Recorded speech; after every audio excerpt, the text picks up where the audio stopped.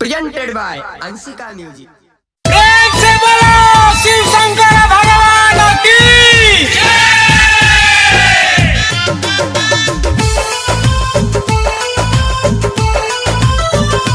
पवन सिंह के भजन जैसे हिट हो गई।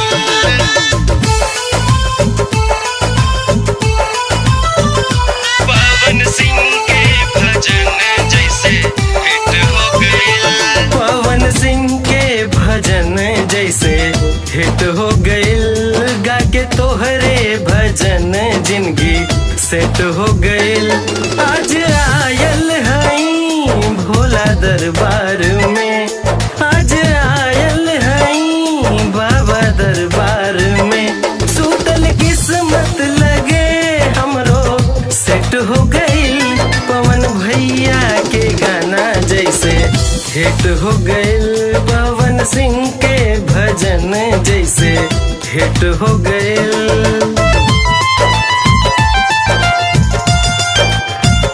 पवन सिंह के भजन जैसे हिट हो गई।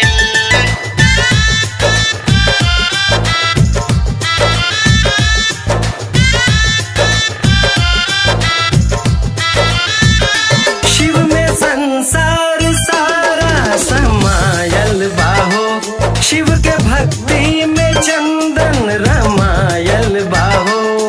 रामायल बाहो, रामायल बाहो। शिव में संसार सारा समायल बाहो। शिव के भक्ति में चंदन रमायल बाहो। कितना प्यारा नजारा बाए धाम के। भोला भक्ति में तन मन रंगायल बाहो। लगे हमरो बोलवले बाड़े भोलेनाथ। लगे हमरो बोलवले बाड़े भोलेनाथ। जिंदगी के फिल्म अब की हिट हो गई।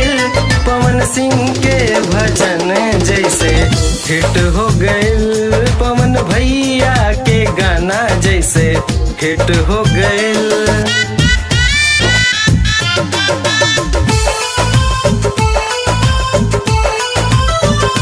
पवन भैया के गाना जैसे हिट हो गई।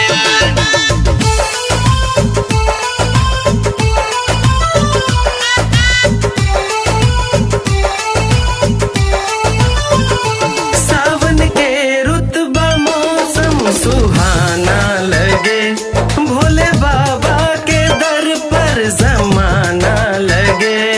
जमाना लगे, जमाना लगे। सावन के रुतबा मौसम सुहाना लगे। भोले बाबा के दर पर जमाना लगे। उहे भर देला भंडार दुनिया के सब। जेकरा देखला पर खाली खजाना लगे। जे भी ले लेबा कांवर श्रद्धा से हो। जे भी ले लेबा कांवर श्रद्धा से हो।